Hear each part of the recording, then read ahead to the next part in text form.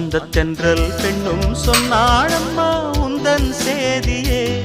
அவள் சொன்ன பின்பு மின்னல் போல வந்தேன் தேடியே. என்னை நீ தொட்டவுடன் என்னவோ பொன்னுதையா, முற்றுகை இட்டவுடன் சிற்றிடை தின்னுதையா. வெட்கம் விடுமோ அச்சம் விடுமோ தக்க துணைதான்